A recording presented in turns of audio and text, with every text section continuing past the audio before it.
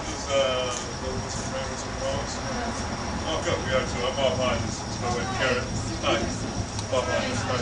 How you doing? Nice to see you. Nice. How you doing? Yeah, well, Jerry's supposed to be here. Yes, I just... Come on in.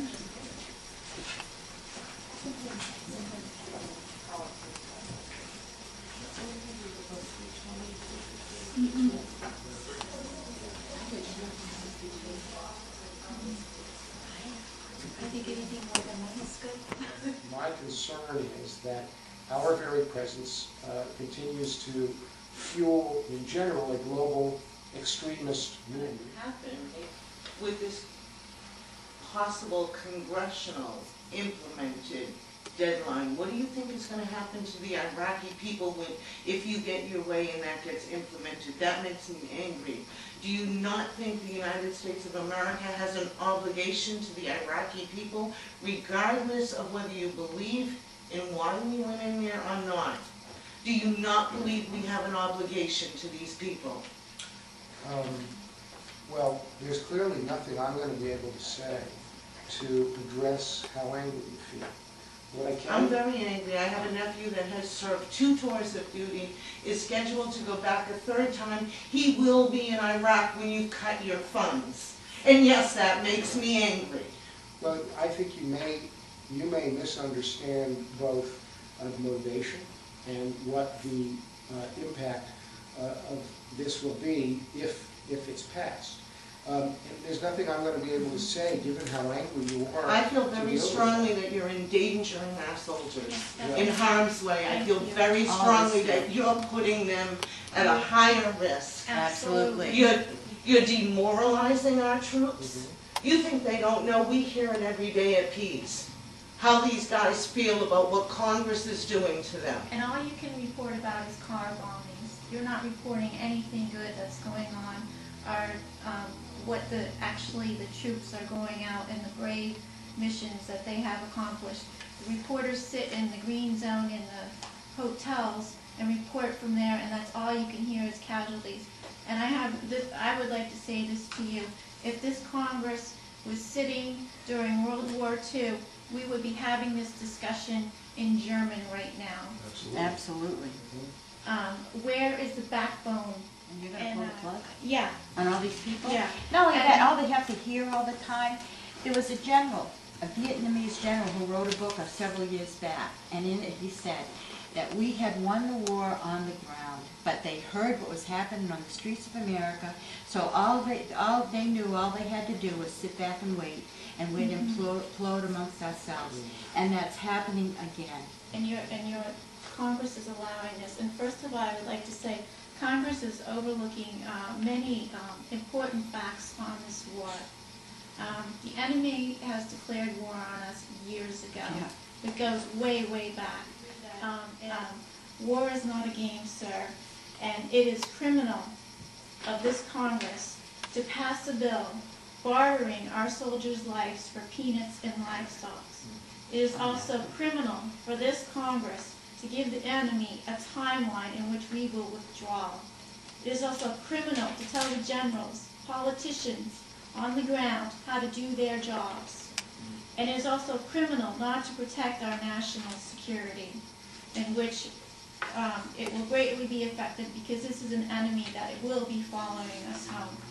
And also, if Congress does not pass a clean bill to the President to fund our troops, we, the American people, are going to hold you accountable. Yeah. I suggest... All of a sudden, our people are over there. I have 2 sons over there, 2 sons that have been there, 1 son that was wounded over there. And to have you people now pull the rug on them is unconscionable. Unconscionable. The worst thing that Congress did was put a date certain. Yes. That tells the enemy, you know, if we want to talk to the Iraqi government, you do that offline, you know, unilateral talks. Them to us saying, look, here's the deal, but you don't tell the enemy, you know, we're quitting at halftime, so if you're ahead, you win. That is BS. That's the worst thing you could do. Forget all the pork in the bills. The rest of it's great. There's been a lot of disagreement about that. But it was voted. I mean, you passed it. Yeah. If we pull out now, don't finish the job, I can guarantee you we're going to be fighting over there again in the next 5 years. And it's not going to be 3,000 people in 4 years. It's going to be 3,000 a day unless we drop something Can we that sit by makes it and go watch away. the bloodbath after we pull out? Can we do that as a country, an honorable country? My feeling about Iraq is, first of all, I didn't think we should go in there. Danny and I had this discussion. I couldn't see the need for it. But I said, okay, I guess they know more than I do, so we'll go in. Whether we should or should not have gone in will be debated for decades to come. The fact of the matter is, we've gone into this country, it is now in disarray, and it would be dishonorable of us to leave it as is, and leave it to the wolves. Do you think, I'm curious, you all feel very strongly that the war can be won? Yes. Yes. Give me your email address. Give me your email address and I will send you the letters. I will send you on a daily basis. By changing the tactics as they started to If do, you know how to war. by putting more boots on the ground. Not by questioning us winning the war. That's the problem right there. I don't think it's as simple as whether we agree or disagree. I'm actually here because I honestly want to hear your opinion. I don't want to be, I'm not here to be a focus of your blame. I'm actually here. I'm not blaming you, but my why do you say, brother-in-law- how do you think we can't win this war? Why are you I so don't firm that we want won't be able to 3,000 win more this war? people to die for a war that can't Do be you won. think And you I'm not might going just to stay with say that? Anyone, ma'am. If you It's say gonna happen. if you say you'll lose the We've war, been you at will war lose for it. 20 years, we just didn't know it. Yes. I'm sorry, They've you're all attacked talking us. once, I can't hear you when We've you been go. at war for 20 years, we just didn't know it. They attacked us and we're like this big sleeping dog, oh, scratch that, you know, well, we'll get attacked over it. Congress hasn't been able to sway the president in any measure to do anything. I think Congress should be putting pressure on our enemies. That's who the pressure should be given to, is our enemies. Not on the President of the United States and not on the troops that'll have to sweat whether they're going to So be you there. and this gentleman agree or disagree about the need for I agree other- with the State Department, they should be involved. But I think that They're this part of the is, solution. I'll give you the solution. You asked for a solution, I think it's very simplistic. I think that we let the world know that the entire country of America is behind our troops and their mission. Not just giving it word power as, oh, we're behind, we support the troops, we support the troops. No, no, no. You show the world that we will stand up for what our troops are doing. We stop this dialogue and this fight amongst us and say, you know what, for right now, we're there, let's get the job done. That's how we win it. We do it because it has to be done, and we stop fighting. You stop trying to make George Bush look like an imbecile. That's what is keeping our troops from winning. Saying that Iran and some of these places have al-Qaeda ties, that as our children, they're going to be dying here on our streets because we decided at the point at which we're starting to make a change, we pull out, and the whole thing falls Really apart. hate the president so much that they would sacrifice our troops to embarrass and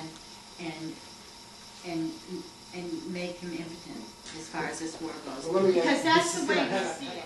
Men, husbands, sons, brothers, sisters have got to be supported, and it can't be given just words. It has to be action, and it has to be fully done so the whole world knows that Congress and America supports the troops so we can win.